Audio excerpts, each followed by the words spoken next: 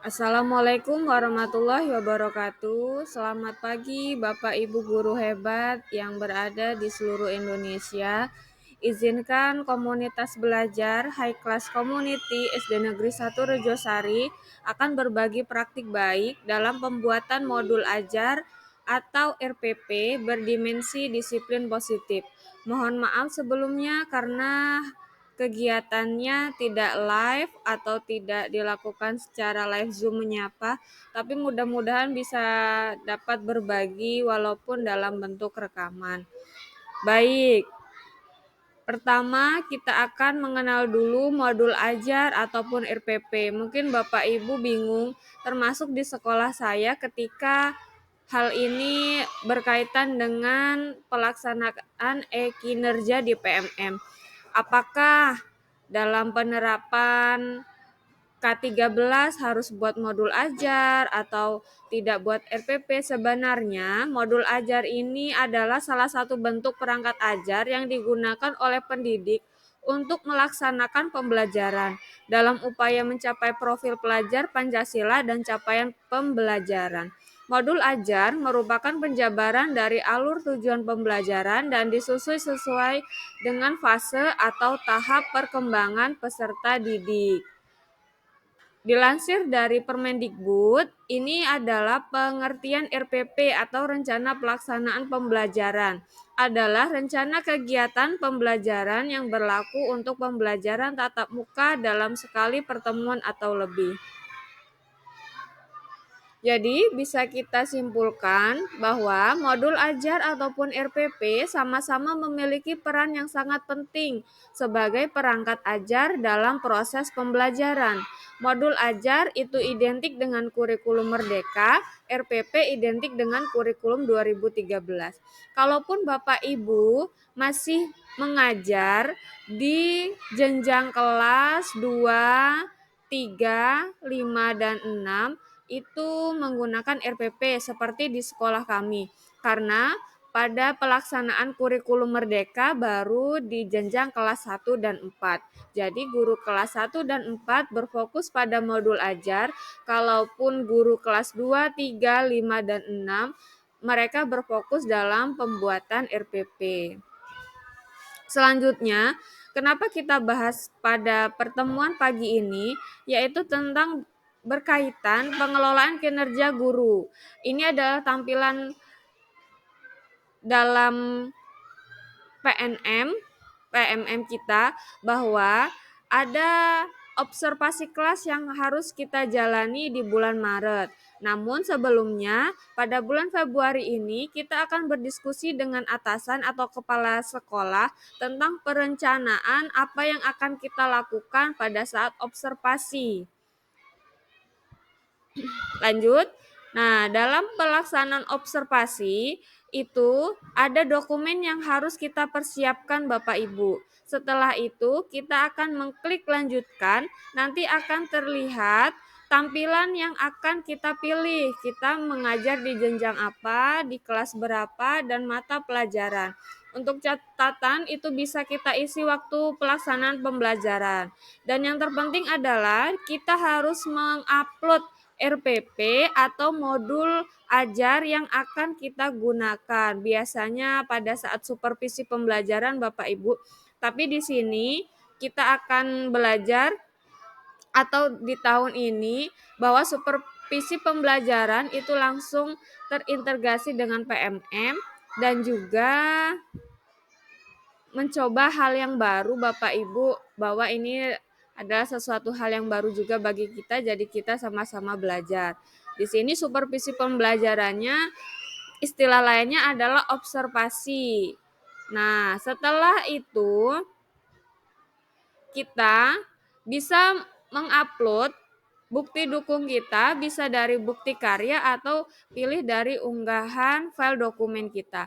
Kalau kita ingin di bukti karya, itu ada tampilannya warna merah seperti bingkai foto bukti karya. Nanti kita bisa milih RPP yang sudah kita upload di bukti karya. Kalaupun belum ada, kita bisa mengupload terlebih dahulu, seperti diklik bukti karya, lalu tambahkan karya saya, nanti ada kategori karya, itu kita pilih yang modul ajar. Boleh juga kita mengupload RPP kita. Setelah itu kita unggah, pilihannya itu ada PDF atau video. Sebaiknya yang bentuk PDF karena berupa file yang akan diupload di lembar observasi. Selanjutnya, pada saat pelaksanaan observasi juga kita harus melihat penerapan atau 8 indikator yang sudah Bapak Ibu pilih. Kalau di sini kami adalah memilih penerapan disiplin positif. Jadi bisa Bapak Ibu dicek rubrik observasi nanti yang akan kepala sekolah amati pada saat pelaksanaan observasi di kelas. Nah, di sini terlihat setelah kita mengklik cek rubriknya, ada 3 fokus perilaku yang akan diobservasi oleh kepala sekolah, yaitu guru melakukan refleksi dinamika kelas, ada guru melakukan penguatan positif, dan penguatan konsekuensi segitiga restitusi. Di sini ada 3 perilaku yang harus terlihat atau perilaku yang dianjurkan bahwa itu yang akan nampak pada saat kepala sekolah mengobservasi kita di kelas. Nah, ini contohnya Bapak Ibu berkaitan dengan observasi yang akan dilakukan oleh kepala sekolah bahwa ketiga rubrik tadi bisa masuk ke dalam RPP kita. Kita bisa meletakkannya di inti, di pendahuluan maupun di penutup. Ini merupakan salah satu contoh rekan kami, yaitu mengajar di jenjang kelas 5, bahwa masih dalam K13, jadi ini bentuknya adalah seperti RPP. Ada pendahuluan, ada inti, dan ada penutup. Nah, di sini terlihat dimensi disiplin positif yang nampak itu ada di bagian penutup, di bagian inti, dan ada juga di pendahuluan. Misalnya di sini ada pertanyaan, anak-anak masih ingatkah dengan kesepakatan kelas? Karena kami mengacu pada indikator disiplin positif. Lalu guru menunjukkan kesediaan mendengarkan pandangan peserta didik tentang dinamika kelas dan juga guru bersifat adaptif sehingga bisa mengubah kesepakatan kelas jika itu diperlukan. Jadi di sini tercermin ini yang akan terlihat pada saat kepala sekolah mengobservasi guru tersebut. Sudah dimasukkan belum dimensi disiplin positif ke dalam pembelajaran pada hari itu. Dan ini juga ada contoh yang modul ajar.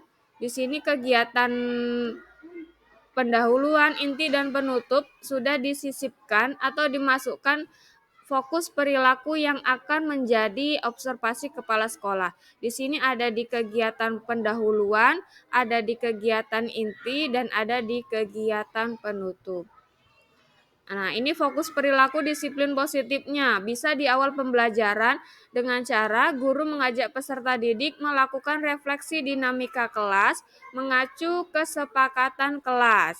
Bisa bertanya langsung, jadi Bapak Ibu pada saat sebelum pembelajaran, anak-anak masih ingatkah tentang kesepakatan kelas kita? Nanti di sini akan ada respon timbal balik antara guru dan peserta didik. Di sini juga ada menunjukkan. Jadi kita harus menampilkan ketiga fokus perilaku disiplin positif di pembelajaran. Karena kami di sekolah kami SD Negeri 1 Rejosari ini 3 fokus perilaku ini dipilih semua. Jadi kami berusaha semaksimal mungkin untuk menampilkan ketiga ini.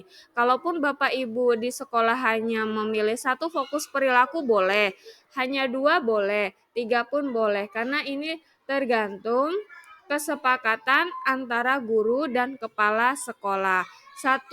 Minimal 1, maksimal 3. Tidak ada kewajiban harus dipilih semua. Tapi kalau kami di sini, kami memilih 3 fokus perilaku ini dimasukkan dalam pembelajaran. Kenapa itu harus dimasukkan? Karena sesuai dengan peraturan Perdijen Kemendikbud tentang pengelolaan kinerja PMM itu akan menjadi penilaian Bapak Ibu. Pada saat kita buka peraturan tersebut, ada formulir B tentang pelaksanaan observasi kinerja guru. Nah, di sini ada rubrik yang akan Bapak Ibu Kepala Sekolah akan menilai kita dengan acuan rubrik ini, bahwa apakah sudah tampak perilaku itu dalam pengamatan dia pada saat observasi. Kalaupun belum, pasti nanti akan di-checklist, belum dilaksanakan tapi belum maksimal, atau dilaksanakan dan sudah sesuai. Jadi, kenapa fokus perilaku itu harus dimasukkan? Karena mengacu pada formulir pelaksana observasi kinerja guru itu yang akan jadi penilaian Bapak Ibu semua. Bapak Ibu, setelah pembelajaran tentang penerapan disiplin positif ini, kami juga ada komunitas belajar di SD 1 Rejosari bernama Transformasi Digital SD Negeri 1 Rejosari. Di sini nanti jam 11 sampai jam 13 waktu Indonesia Barat, komunitas belajar ini akan berbagi praktik baik bagaimana pembuatan modul ajar dengan AI. Bapak Ibu nanti bisa join, bisa cari komunitas itu di PMM, bahwa nanti akan ada bagaimana cara membuat modul ajar dengan aplikasi AI. Mungkin itu saja Bapak Ibu dari komunitas High Class Community. Hanya ini yang bisa kami sampaikan. Kalaupun nanti ada pertanyaan mengenai bagaimana contoh RPP yang khususnya fokus perilaku pada disiplin positif, nanti kita bisa share contoh RPP kami yang sudah kami coba buat di grup kami Telegram. Kami mohon maaf tidak bisa menyapa secara langsung Bapak Ibu. Semoga materi yang kami sampaikan ini bermanfaat. Kami akhiri, wassalamualaikum warahmatullahi wabarakatuh.